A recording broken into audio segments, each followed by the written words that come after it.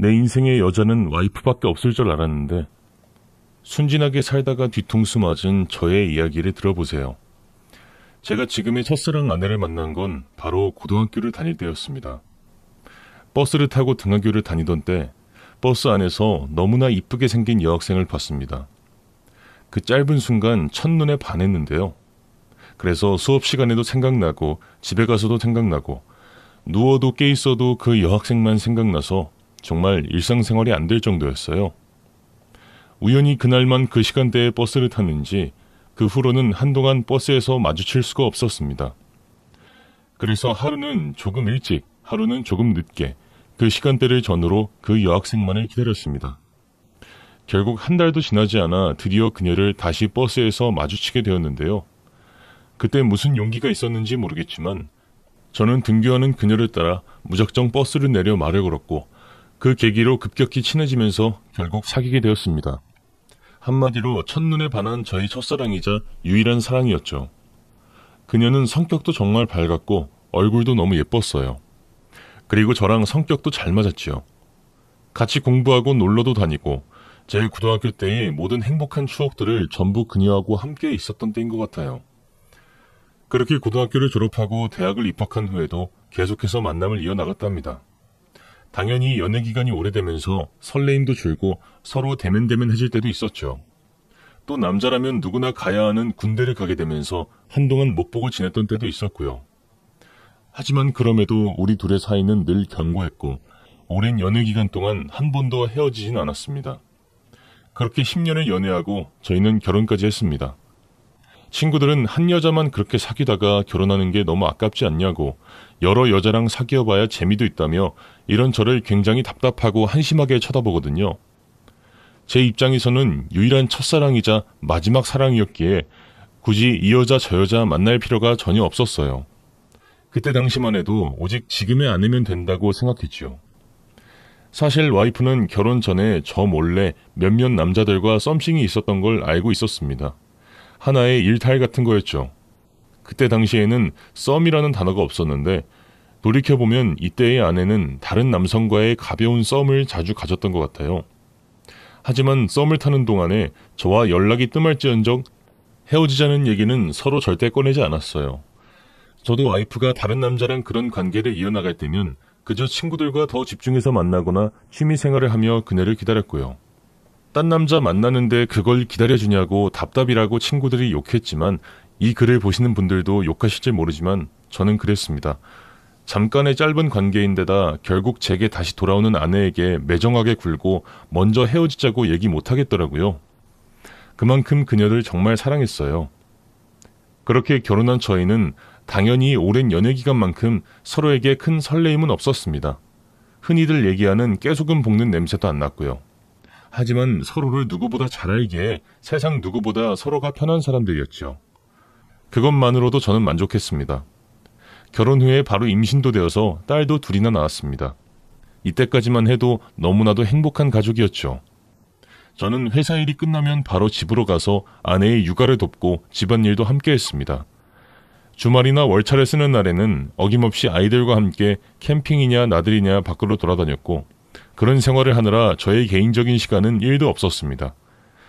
가끔 친구들이 모임한다고 술자리를 만들어 나오라 했지만 그마저도 다 거절했습니다. 야, 이제 그만해도 되지 않았냐? 네가 무슨 머슴이냐? 집이고 밖이고 맨날 일만 하고 그래. 네 시간 좀 가져. 가끔은 친구들이랑 한잔하고 그래도 되는 거잖아. 친구들의 성화에도 웃으며 미안하다고 아이들이 어려서 그렇다고 이해해달라며 양해를 구하는 일도 한두 번 반복되니 이제는 부르지도 않았죠. 물론 어쩔 수 없는 가야 하는 회식 자리에는 참석하여 1차만 간단하게 즐기고 바로 9시가 되기 전에 집에 왔습니다. 이런 저를 보고 친구들이나 회사 동료들은 아내 바보, 딸 바보라고 타박을 했지만 그때 당시에는 가족이 제 인생에서 가장 소중했기에 그 별명마저 굉장히 자부심 갖고 좋아했던 것 같아요. 물론 개인생활 일절 없고 집안에만 신경 쓰다 보면 저 역시도 친구들이랑 놀고 싶고 가끔 지친다는 생각이 들 때도 있었지만 육아와 집안일로 지쳐가는 아내를 보면 저만 쏙 빠져서 놀다가 들어가고 그럴 수 없었습니다. 아이가 하나일 때는 그래도 어디 간다 그러면 원피스도 차려입고 화장품도 찍어 바르고 꾸몄었는데 애가 둘이 되니 집이나 밖이나 옷차림이 한결같고 어디 갈 때도 편한 옷만 찾아 입고 화장은 안 하고 다닌 지 한참이 된 것 같았습니다. 결혼 전 그 청순하던 모습은 어딜 봐도 찾아볼 수 없었습니다. 오늘 여행 가는데 옷이 그게 뭐야? 예쁘게 입고 나오지. 아, 뭐 어때? 놀러 가면 또 애들 뒤치다꺼리 해야 되는데 편하게 입고 가는 게 낫지. 어서 출발해. 저도 남잔데 저는 안중에도 없는 아내의 모습에 김이 팍 셀 때도 있었죠. 뭐 대단한 걸 아내에게 바란 건 아니지만 그래도 오랜만에 둘이서 분위기도 잡고 좋은 시간을 보내고 싶었는데 둘째가 태어나면서 완전 대면대면해진 사이가 된 것 같아요. 아내인들 예쁘게 하고 싶지 않아서 그랬겠냐마는 그래도 가끔은 저를 위해 차려입고 꾸미는 모습을 보여줬으면 하는 생각이 들어서 한마디 하면 내가 누구 때문에 이러고 사는데 돈만 많이 벌어다 줘봐. 꾸미지 말라고 해도 예쁘게 하고 다녀. 되려 본전도 못 찾고 구박만 받았습니다. 아내의 겉모습은 많이 변했지만 저는 변함없이 아내를 사랑했습니다. 예전처럼 두근두근한 설레임과 애틋함은 없지만 내 아이들을 낳아주고 예쁘게 키워주는 그녀의 모습에 열정적인 사랑과는 다른 고마움과 애틋함이 깊어졌거든요. 그런 삶이 저는 행복했습니다. 그리고 이 행복이 오래 계속될 거라고 믿어 의심치 않았습니다. 아이들이 어느 정도 자라고 저도 아내도 각자의 시간이 생겼습니다. 전쟁 갔던 그 육아 시간도 다 지나가고 아이들이 혼자 학교며 학원을 다닐 시기가 되니 한숨 돌릴 여유가 생긴 거죠. 아내는 다시 일을 시작하고 싶어 했습니다. 아이들이 크고 시간이 생기면 얼마든지 사회로 다시 복귀할 수 있을 거라고 생각했는데 막상 알아보니 만만하지 않았죠. 육아로 인해 경력 단절된 아내는 연속되는 취업 실패로 아내는 좌절하고 말았어요. 그런 아내를 저는 말로 위로할 수밖에는 방법이 없었죠. 한동안 그렇게 지내던 아내가 어느 순간 조금씩 변했습니다. 못 보던 옷들이 늘어나고 동네 아는 지인들과 한잔하는 날도 늘었어요. 얼굴에 화장도 하고 성형외과에 시술을 받으러 가기도 했습니다. 그동안 못했던 것들을 해서 그런지 웃는 날도 많아졌어요. 오랜만에 활기찬 모습이었습니다. 그런 아내의 모습에 저도 덩달아 기분이 좋아졌고 아이들도 엄마 예쁘다고 칭찬을 늘어놓았죠. 아내가 결혼 전처럼 자신에게 관심을 가지고 변하는 모습이 보기 좋았지만 한 가지는 마음에 안 든 게 있었습니다. 바로 잦은 밤 외출이었습니다. 동네에 아는 언니들과 한잔한다곤 했지만 밤늦게 다니는 게 위험하기도 하고 술도 많이 마시면 몸에 안 좋으니까 걱정이 되었어요. 하지만 아내를 말리진 않았습니다. 아내가 약간은 들뜬 듯한 모습에 생기가 보였기 때문에 그 감정을 망치고 싶지 않았거든요.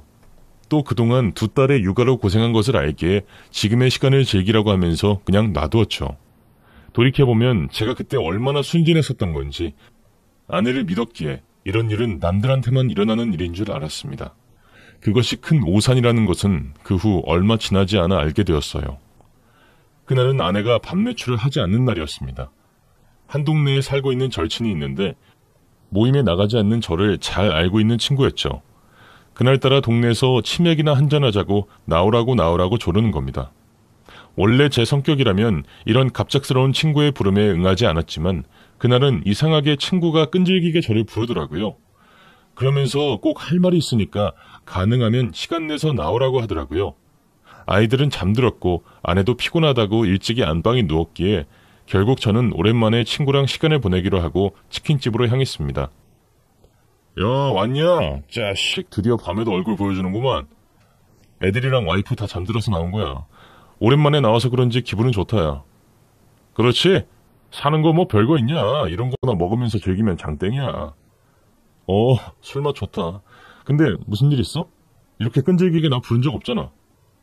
아니 뭐 그냥 겸사겸사 네 얼굴도 보고 또 할 얘기도 있어. 야, 일단 마시고 천천히 이야기해. 더위가 시작하는 초여름밤, 시원한 맥주 한 잔은 정말 꿀맛이었습니다. 바삭한 치킨 한 조각도 입맛을 어찌나 돋구는지 술이 그냥 막 먹혔습니다. 똑같은 맥주 한 잔도 집에서 혼자 먹을 때랑 이렇게 시원한 야외에서 친구랑 같이 먹을 때랑 완전 다르더라고요. 이런저런 얘기를 하면 취할 정도로 맥주를 마셨을 때 친구가 머뭇거리며 하려던 얘기를 조심스럽게 꺼내더라고요. 너 와이프랑 사이 괜찮냐? 아이 그럼 우리 와이프랑 잘 지내지. 요즘은 얼마나 꾸미고 다니는지. 결혼 전으로 돌아간 것 같다니까. 예뻐. 이런 팔불출 새끼. 사는 거 뭐 별거 있냐? 토끼 같은 자식들이랑 마누라랑 알콩달콩 살면 되지. 뭐니 해도 가족이 최고야. 친구는 고개를 절레절레 흔들다가 다시 말을 꺼냈습니다. 저기, 정훈아. 응? 왜? 뭔 얘길래 아까부터 뜸을 들여? 사실 이 얘기를 너에게 할까 말까 고민이 많이 되었는데, 에라 모르겠다. 그냥 말할게. 사실 우리 와이프가 동네에서 네 와이프를 봤대. 근데 웬 남자랑 팔짱을 끼고 가더라는데? 뭐? 친구는 비싼 술을 마시고 헛소리를 짓거렸습니다. 무슨 소리 하는 거야? 우리 미애가 남자랑 가더라니. 잘못 본 거겠지.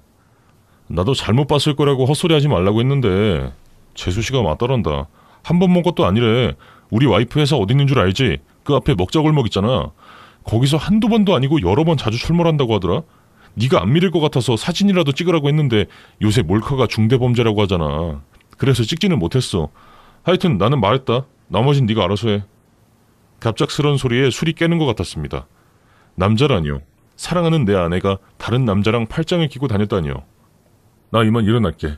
재수씨가 잘못 본 거야. 우리 미애가 그럴 리 없어. 그러니까 너도 헛소리하고 다니지 말고 술값은 내가 낸다. 들어가.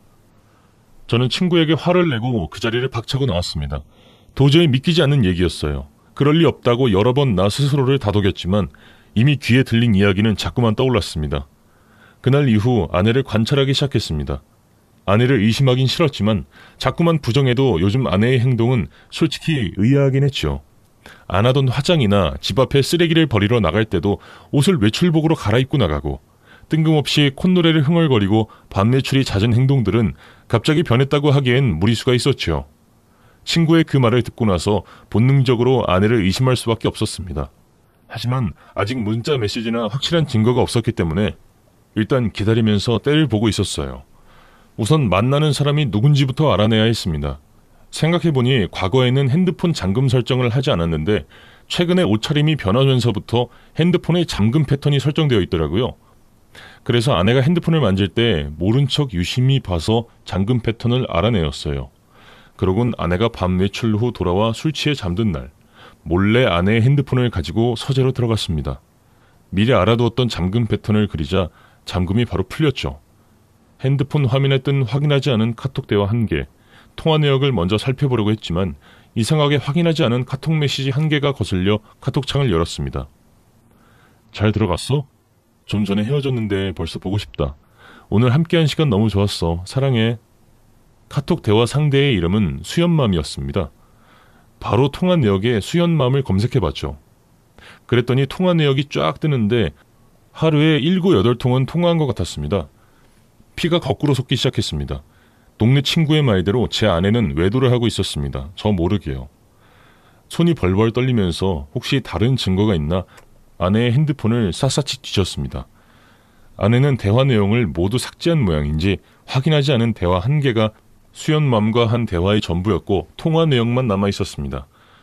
어떻게 나한테 이럴 수 있는 건지, 지금까지 그놈을 위해 예쁘게 차려입고 그놈을 위해 화장을 하고 그놈 때문에 콧노래를 흥얼거렸다는 생각이 들자 미칠 것 같았습니다.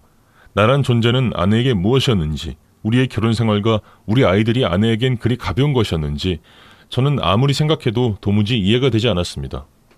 핸드폰을 자리에 가져다 두고 그 밤을 뜬 눈으로 지샜습니다. 도저히 이 상태로 잠을 잘 수가 없었습니다. 잠든 아내를 당장 깨워 꼬치꼬치 캐묻고 싶었지만 아직은 정황만 있을 뿐이라 발뺌하면 그뿐인 것 같았습니다. 그래서 당분간 물증을 잡기로 하고 아내를 옆에서 몰래 감시하기 시작했습니다. 다음날 여느 때나 다름없이 아내가 아침밥을 차리고 있었어요. 콩나물국이네. 너 어제 동식이랑 술 많이 마신 거 아니야? 아니야, 그냥 맥주 조금. 일찍 왔어. 어제 많이 피곤했나봐. 나 들어왔는지도 모르던데. 아, 그저께 동네 언니들이랑 한잔한 게 영 오래가네. 요즘 들어 술 너무 먹는 거 아니야? 차라리 우리 집으로 오라고 해서 집에서 놀지. 아줌마들이 그 시간까지 밖에서 뭐하고 노는 거야? 뭐라는 거야. 집에서 무슨 재미로 놀아. 아줌마들 무시하지 말라고. 그리고 당신 집에 있으면 우리끼리 노는데 불편해. 미애, 너 요즘 제일 친한 사람이 누군데? 저는 어제 아내의 핸드폰에서 봤던 그 수연맘이라는 사람의 정체가 알고 싶었습니다. 아, 수연 엄마. 그 언니랑 제일 친하지. 아, 그래? 그 사람은 몇 살인데? 나보다 1살 많나? 그러면 한번 시간 봐서 거기 부부 초대해서 같이 밥 한 끼 해. 에이, 무슨. 그 언니 이혼했어. 지금 만나는 사람은 있나 보더라고. 그래? 요즘 연애한다고 정신없어. 나한테 하루 종일 본인 연애 이야기만 한다니까? 그렇게 이야기하는데 저는 어제 제가 뭔가를 잘못 봤나라는 생각까지 들었습니다. 자신의 연애 상담한다고 아내에게 그렇게 전화를 했고 카톡으로 그 남자와 주고받은 내용들을 아내에게 보냈나 싶고 아내와 오래 연애했기에 여자들은 고민 상담을 하거나 친한 사이이면 많은 것을 공유하고 조언을 얻곤 하더라고요. 그래서 그 말을 듣고 나니 긴가민가 했어요. 아내에게 대놓고 그 카톡이 뭐냐고 물어보고 싶었지만 핸드폰을 몰래 열어보고 의심했다는 것을 들키고 싶지 않아서 묻지 않았어요. 아내의 말을 들어보니 그 수연맘이라는 사람과 많은 것을 공유하는 친한 사이인가 보다라는 생각이 들었습니다. 몇 날 며칠 아내를 감시하는데 별다른 모습을 보이지 않았어요. 내가 괜한 오해를 했나 싶은 생각이 들면서 아내한테 미안하더군요. 친구의 말만 듣고 사랑하는 아내를 의심하고 미워했다는 생각이 들었습니다. 역시 제 아내는 남들과 달랐습니다. 제 사랑하는 아내가 그런 저질스러운 행동을 할 리가 없었죠. 이렇게 생각을 하게 되자 마음이 많이 편해졌습니다. 그래서 오늘은 저녁에 소고기라도 사가서 아내에게 맛있게 구워줘야겠다 마음먹고 있었는데 조 과장, 오늘 부장님 이하 긴급회의 소집이야? 이번에 진행하는 기획안에 문제가 생긴 모양이야. 아, 알겠습니다. 회사에서 긴급회의가 소집돼서 야근을 해야 하는 상황이 생겼습니다. 집에 빨리 가서 아내랑 회포를 풀고 싶었는데 이 시간에 회사에 잡혀있으니 죽을 맛이었죠. 밤 10시 30분 회의가 끝나자 부랴부랴 집으로 향했습니다. 그래도 평소 야근 시간보다 일찍 일이 마무리되었어요. 대충 아이들은 잠들었을 시간이라 소고기는 패스하고 아내랑 오랜만에 맥주 한잔 하려고 근처 편의점에서 맥주랑 마른 안주 몇 개 사서 집으로 갔습니다.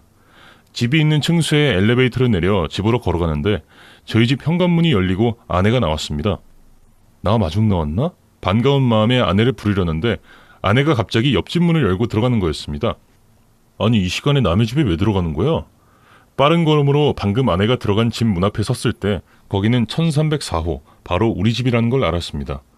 그리고 아내가 좀 전에 나온 집은 1305호, 옆집이었던 거죠.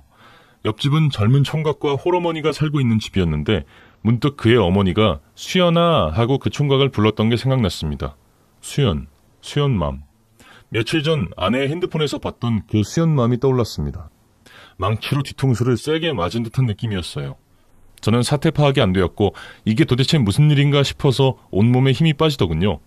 제 손에서 맥주가 든 봉투가 텅 하고 떨어졌습니다. 소리가 시끄럽게 울리자 집 현관문이 열렸죠. 여보, 뭐야? 오늘 야근이라서 늦는다며.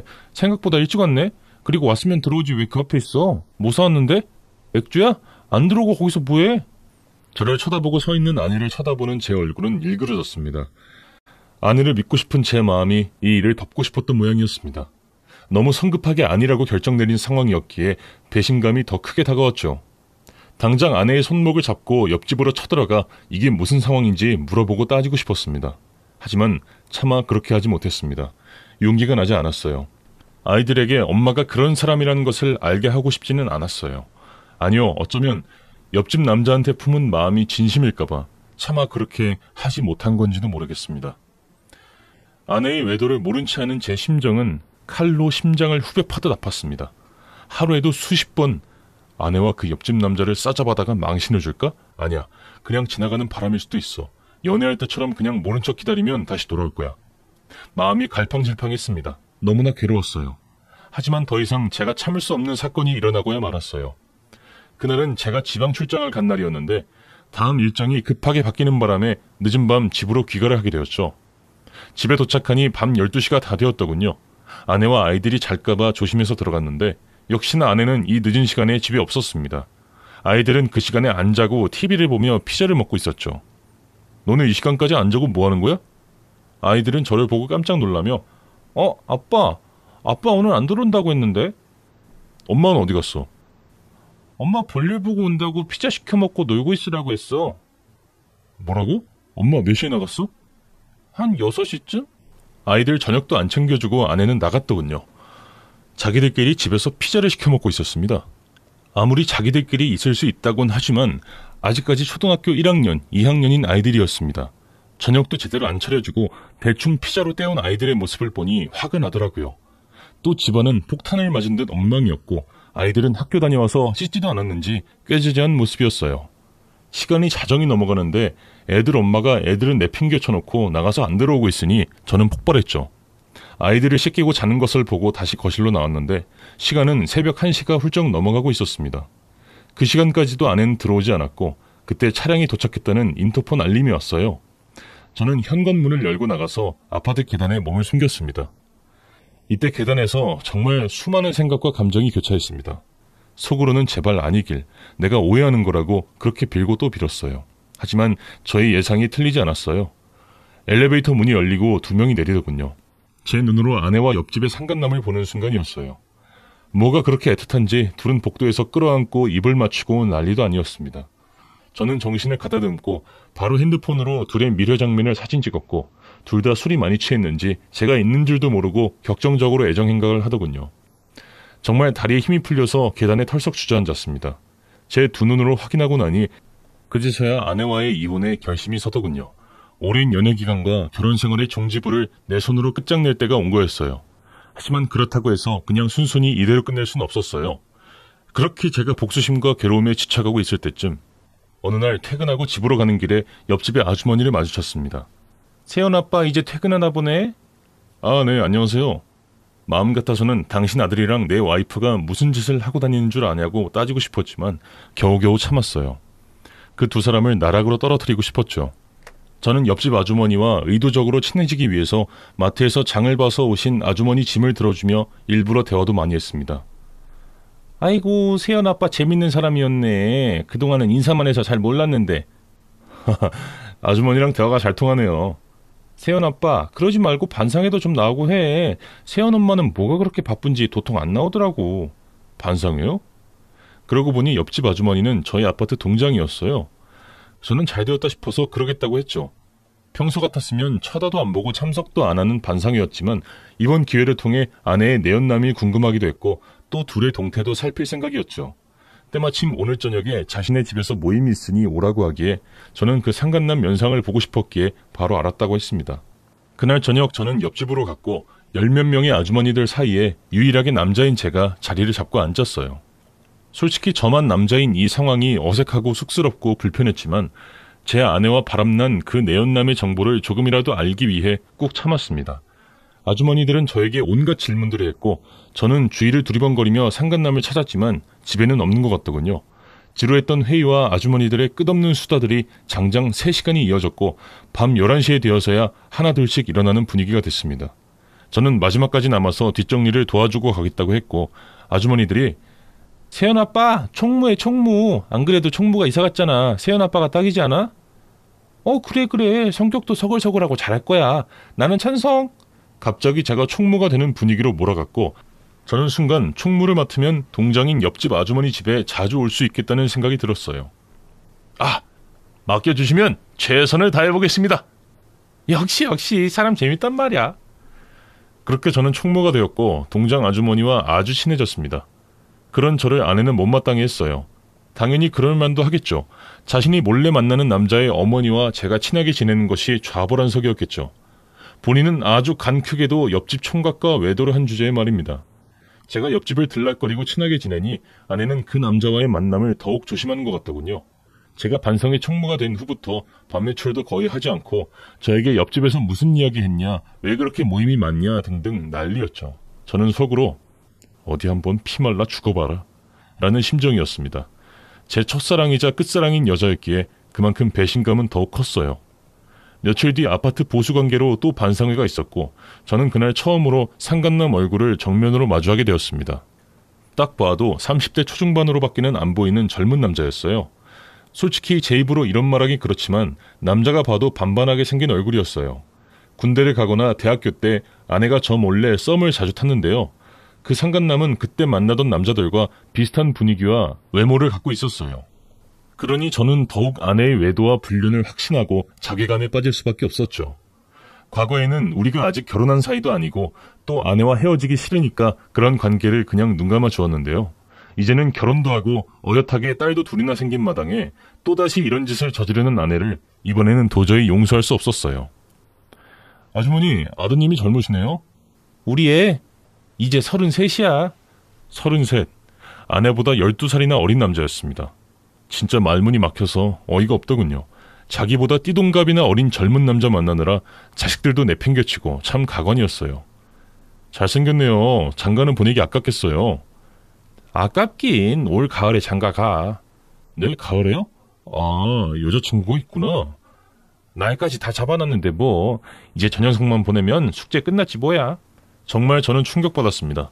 가을에 결혼을 앞둔 남자가 12살이나 많은 여자와 바람을 피다니요. 정말 미쳐도 단단히 미친 것들이었어요. 여자친구라도 없으면 내가 이해를 하겠다면 약혼녀도 있는 마당에 아니 저 남자는 뭐가 문제라서 나이 많은 유부녀와 바람을 필까요? 정말 제 입장에서는 미치고 팔짝 뛸 노릇이었죠. 그러던 며칠 후 드디어 사건이 터졌죠. 나 동네 언니들이랑 1박 2일 여행 갔다 오려고 먹을 거 다 준비해두고 갈게. 애들도 이제 스스로 자라니까 걱정 없을 거야. 괜찮지? 아니 애엄마들이 위험하게 어딜 간다는 거야? 너 웃긴다? 너는 회사에서 워크숍에다 출장에다 잘만 갔다 오면서 나 몇 년 만에 한 번 놀러 간다는데 그걸 안 보내줘? 누구 가는데? 그 수연맘도 가는 거야? 그 언니랑 다른 언니 2명 더 있어. 그래? 알겠어. 동네 언니들과의 1박 2일 여행? 절대 아니죠. 그 상간남과의 여행이겠죠. 뻔뻔하게 제 앞에서 거짓말하는 아내를 그냥 아무 말 없이 보내주었어요. 그리고 이 두 년놈들을 작살내기 위해 작전을 몰래 짰죠. 이혼의 결심이 서니 모든 것이 내려지더군요. 하지만 그것들 좋아라고 순순히 이혼해주고 싶진 않았어요. 저는 그날 저녁 옆집 아주머니 집으로 가서 여러 가지 이야기를 빌미로 술자리를 갖게 되었습니다. 아주머니, 이제 아들 장가 보내면 적적하시겠어요. 적적하긴 며느리 생기니 좋지 뭘. 애가 엄청 싹싹하고 착해. 나한테도 얼마나 잘하는지 몰라. 아, 그래요? 아주머니는 한참을 며느리 자랑을 하셨고 며느리집이 부잣집이라 아들 장가 보내는데 집장만 해준다고 힘들었다면서 온갖 이야기들을 저에게 하시더군요. 무리하게 대출을 받아서 집을 장만해 주었다고 하면서요. 얘기를 듣다 보니 이번에 결혼할 며느리가 얼굴도 예쁘고 직업도 좋고 집안도 부자고 정말 말 그대로 엄친딸이었어요. 근데 그 상간남은 뭐가 부족해서 내 아내랑 불륜을 저지르는지 얘기를 들으면 들을수록 화만 나더라고요. 사실 제가 오늘 아주머니 댁에 온 이유는 바로 그 약혼녀의 전화번호를 알기 위해서였어요. 제 아내뿐만 아니라 저희 가정을 파탄낸 그 상간남의 결혼을 똑같이 파토내서 복수하고 싶었거든요. 그래서 아주머니에게 계속해서 술을 권했습니다. 오랜만에 남자가 자기 속마음과 이야기를 들어주니 기분이 좋았는지 제가 사온 모든 술을 다 드시더라고요. 결국 아주머니께서는 그만 술에 취해 그대로 거실에서 잠들어 버렸죠. 저는 일단 먼저 상간남 방에 들어가 보았어요. 방을 뒤지다 보면 약혼녀의 전화번호나 혹은 관련 정보를 알 수 있을 것 같았는데요. 들어가자마자 책상 위에 결혼할 여자와 찍은 사진과 결혼 청첩장이 보이더군요. 참 무서운 놈이었습니다. 아무것도 모르고 행복하게 웃고 있는 여자가 불쌍했어요. 그때 상간남 책상 위에서 전화가 울리더군요. 아내와의 외도 여행을 위해 핸드폰도 두고 가는 치밀한 사람이었어요. 기가 막히고 혈압이 차서 정말 말이 안 나왔습니다. 발신인은 여자친구였어요. 하늘도 저의 복수를 도와주시려고 하시는지 제가 굳이 번거롭게 약혼녀의 전화번호를 찾지 않아도 되겠더라고요. 저는 망설이지 않고 당장 전화를 받았어요. 여보세요? 오빠 뭐야? 전화를 왜 이렇게 안 받아? 저기... 누구세요? 재훈 오빠 폰 아니에요? 저 재훈 씨랑 결혼하려는 여자분 맞으시죠? 지금부터 진정하고 제 이야기를 들어주세요. 당신이랑 곧 결혼할 남자가 제 아내와 바람이 나서 지금 여행을 갔네요. 네? 뭐라고요? 당신 누구야? 미친 거 아니야? 못 믿겠으면 내일 당신 남자가 있는 집으로 와요. 그리고 이 번호로 증거사진 보내드릴 테니까 둘한테는 이야기하지 말고 몰래 찾아와요. 그렇게 저는 계획을 시작했습니다. 이렇게 빨리 모든 것을 터뜨리고 끝장날 생각은 아니었는데 마침 약혼녀의 전화로 인해 제가 계획하고자 하는 복수극이 일찍 시작되었어요. 뜬 눈으로 밤을 지새고 새벽같이 아내에게 전화를 걸어 회사에 급한 일이 생겨 지금 나가봐야 하는데 둘째 아이가 많이 아프다고 거짓말을 했습니다. 아무리 젊은 남자가 좋다고 하지만 아내도 역시 엄마인지라 막내가 아프다고 하니 화들짝 놀라면서 당장 달려오겠다고 하더라고요.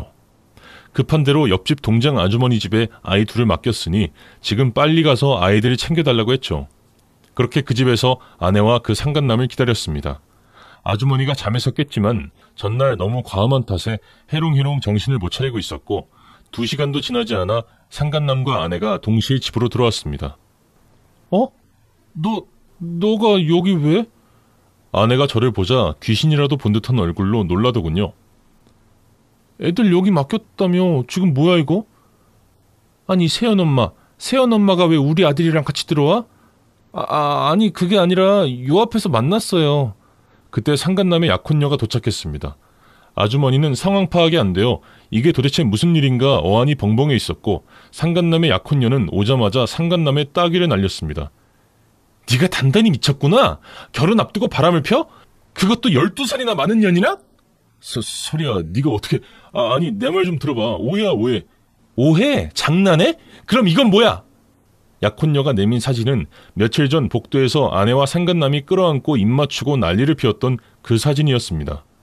어젯밤 약혼녀와 통화 후 바로 약혼녀에게 불륜 증거 사진을 다 보냈었거든요. 상간남은 얼굴이 하얗게 질려서는 무릎 꿇고 잘못했다며 한 번만 용서해달라면서 싹싹 빌었고 영문을 모르는 아주머니는 아니 이게 다 무슨 소리야? 누가 누구랑 바람을 펴? 아주머니 아들이랑 제 아내가 바람을 피고 있었더라고요.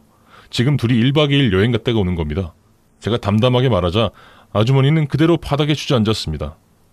그러더니 자리에서 벌떡 일어나서는 아내의 머리채를 잡더군요. 니년이 미친 거지? 어디 꼬실 사람이 없어서 우리 애를 꼬셔. 유부녀가 제정신이야? 아내는 아주머니에게 머리채를 잡힌 상태에서 울며불며 잘못했다고 했고 그러면서 수연이가 먼저 저한테 작업했다고요. 이상형이라고 술 한잔 먹고 싶다고. 저도 이렇게 될 줄 몰랐어요. 라고 반박했습니다. 뭐라고? 누나 무슨 소리야. 누나가 먼저 나 좋다고 따라다녔잖아. 뭐라고? 소리야 진짜 오해야. 진짜 이 아줌마가 나 좋다고 해서 몇 번 만난 것뿐이야. 내가 널 두고 왜 저런 노땅 아줌마랑 바람을 피겠어. 오빠 믿어줘 제발. 어? 상간남이 자신의 약혼녀한테 애원했고 이 모습을 본 아내가 상간남 뒤통수를 때리면서 야 이 미친놈아. 결혼하기 싫다고 나랑 둘이서 떠나고 싶다고 징징거리던 놈이 뭐가 어째? 노땅 아줌마? 이 아줌마가 미쳤나? 아니 그럼 내가 진짜로 당신이랑 사랑이라도 했다는 거예요? 하도 외롭다고 해서 불쌍해서 몇 번 만나준 걸로 착각하지 말아요. 그야말로 난리굿이었습니다. 방금 전까지만 해도 사이 좋았던 불륜관계가 서로 있는 욕 없는 욕 다 퍼부어가며 싸우는데 그 모습을 보고 있자니 정말 있는 정도 다 떨어지더군요. 이런 여자에게 20년이라는 긴 세월을 바친 제가 한심해지더라고요. 저는 망설일 것도 없이 바로 미리 준비해둔 이혼 서류를 아내에게 던졌습니다. 어린 놈이랑 어디 한번 잘해봐. 이혼 도장 찍어서 당장 보내. 네가 바람펴서 이혼하는 거니까 위자료와 아이들 양육권은 꿈도 꾸지 마. 아내는 울면서 저에게 매달렸지만 저는 뒤도 돌아보지 않고 그대로 그 집에서 나왔습니다. 미리 싸놓은 아내의 짐을 현관 밖으로 꺼내놓고 그 길로 저는 본가로 갔어요. 전날 아이들은 혹시 어떻게 될지 몰라서 미리 본가에 보내놓았었죠. 그렇게 저는 일사천리로 이혼을 하게 되었습니다. 사실 이혼 과정이 그리 순탄하지만은 않았는데요. 이렇게는 억울해서 이혼하지 못한다는 아내 상대로 결국 법정소송까지 갔고 불륜을 저지른 명확한 증거사진이 제게 있었기에 제가 바라던 대로 승소할 수 있었어요. 나중에는 자기도 도저히 승산이 보이지 않으니 무릎을 꿇고 제게 싹싹 빌더라고요. 사실 연애 때도 그렇고 결혼 생활 내내 우리 관계에서 있어서 아내가 절대적인 갑이었는데요. 저는 병신같이 늘 맞춰주고 사과하는 을의 입장이었죠.